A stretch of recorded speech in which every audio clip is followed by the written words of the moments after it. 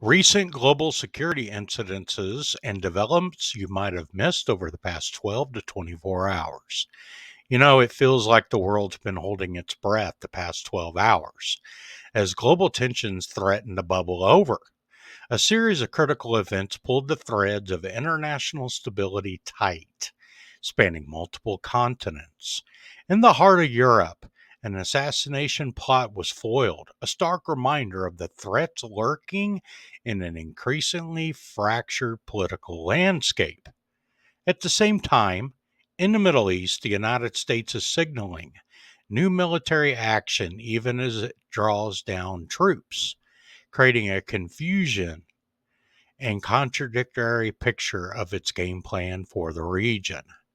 From the escalating proxy wars in the Middle East to the brutal, grinding conflict in Ukraine, and from new geopolitical moves in West Africa to a foiled plot in Brussels, the global security landscape is shifting fast. These aren't just isolated headlines, they're interconnected events that are actively shaping the world we live in. Stick with us as we unpack what's happening and what it all means for the days ahead. Europe is on high alert. Assassination plot in Brussels.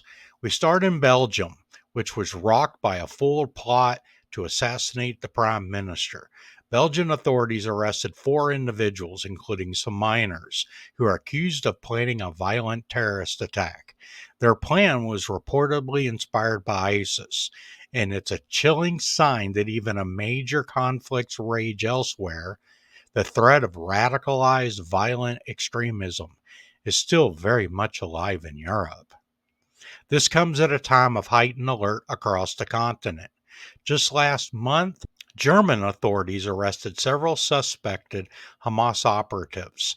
They were allegedly plotting attacks against Jewish and Israeli targets in Berlin, forcing security services to grapple with how international conflicts can spill over into domestic threats.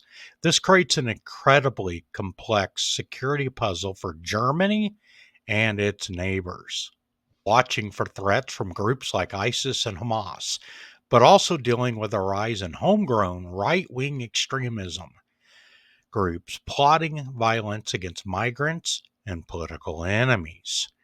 It's a multi front battle against radicalism, and this week's foiled plot in Brussels shows just how high the stakes are.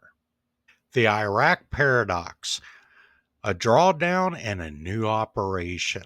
Next, let's head to the Middle East, where the U.S. military's posture in Iraq is sending some seriously mixed signals. On one hand, the U.S. has officially started drawing down its mission, something it agreed to with the Iraqi government back in 2024.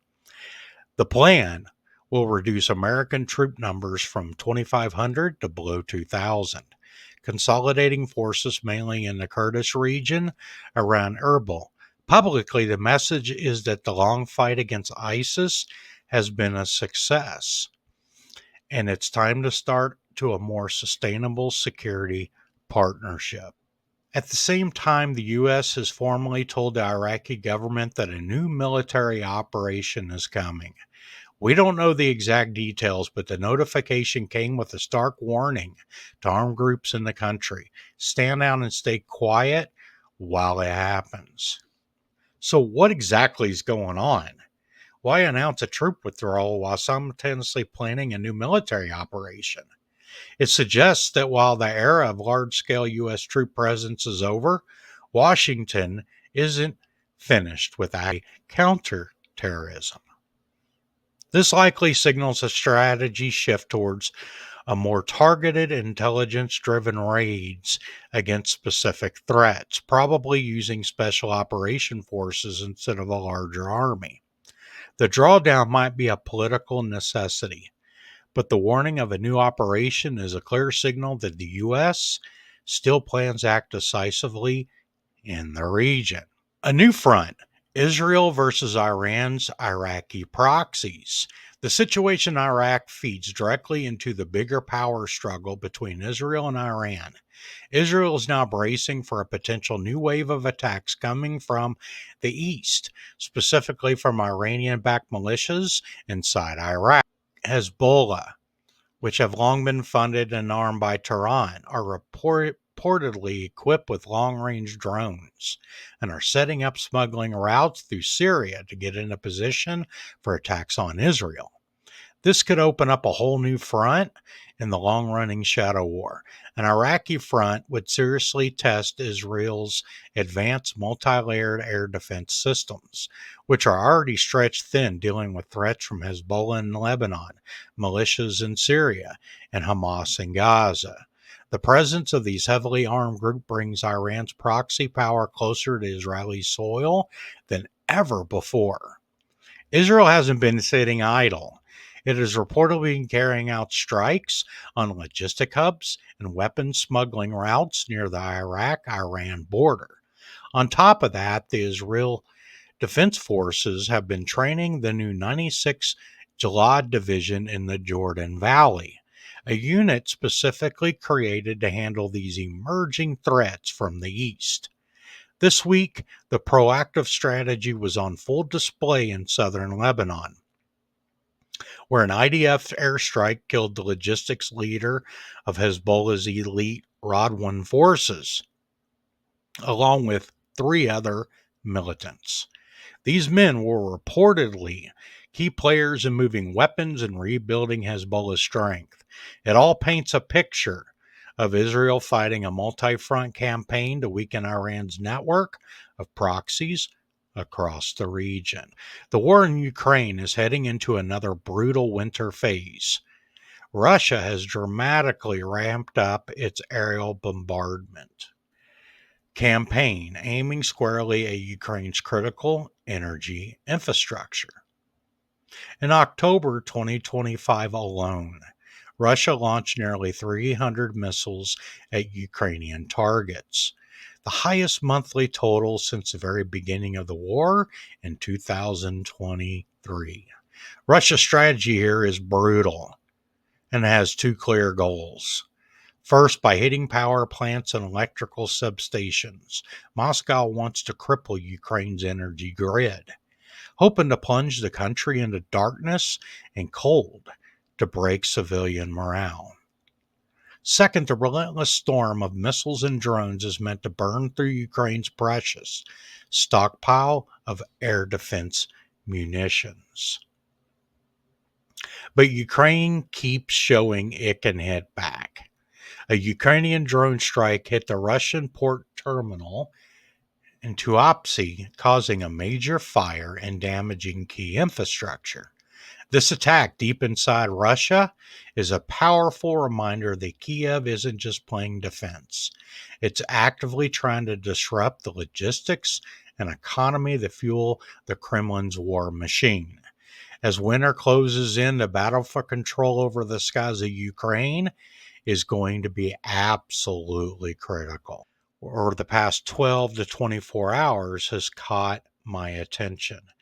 First and foremost in Gaza, new reports suggest that some Hamas fighters are now trapped in underground tunnels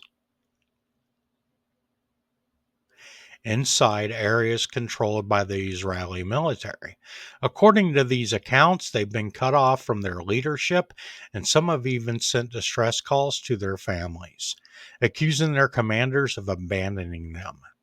This points to a potential breakdown in Hamas command and controlling key areas of several cities within the Gaza Strip, southern Lebanon, and potentially the West Bank.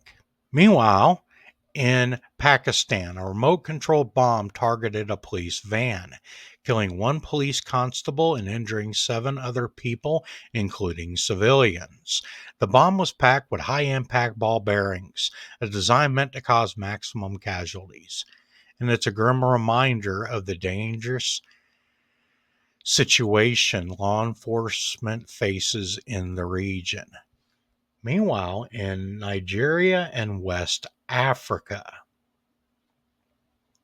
The U.S. Department of Defense has reiterated its commitment to countering Islamic terrorist groups operating in Sahel, including Nigeria.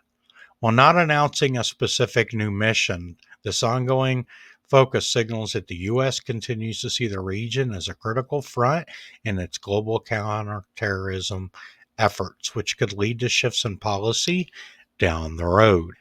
The United States and China have agreed to set up new direct military to military communication channels. The deal was announced after a meeting between the two countries' defense chiefs and is designed to lower the temperature and prevent any misunderstandings, especially in the hot spots like the South China Sea. And if you haven't watched that video, be sure to look for that video in the thumbnail above. From accidentally spiraling into a real conflict.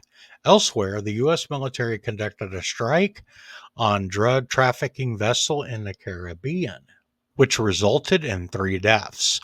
The U.S. Secretary of Defense Lloyd Austin confirmed the operation, stating the vessel was run by a U.S. designated terrorist organization and was smuggling narcotics. And finally, a tragedy in Mexico, where a massive fire at a department store in Hermosillo killed over 20 people and injured many more. The fire broke out during the busy day of the dead holiday weekend, and authorities are still investigating what exactly caused it. So, after all that, it's clear just how volatile our world can be. We've seen the persistent threat of terrorism, the complex dance of military strategy, and the very real human cost to conflict and disaster. From a foiled plot in Brussels to a confusing new military plan in Iraq, the pieces on the global chessboard are always moving. If you find this kind of breakdown helpful for understanding the forces shaping our world, please consider liking this video and subscribing to the channel so you don't miss out on our future updates. The events over the past 12 to 24 hours really raise some big questions. We're seeing de-escalation between superpowers like the US and China, while at the same time proxy wars and regional tensions are getting worse. The lines between counterterrorism, state-on-state conflict, and the internal security are getting blurrier than ever. As we watch these events unfold, you have to ask, are we just seeing a temporary spike in global tensions, or is this the start of a new, more unstable era in international relations? Let us know what you think in the comments below, and thanks for watching.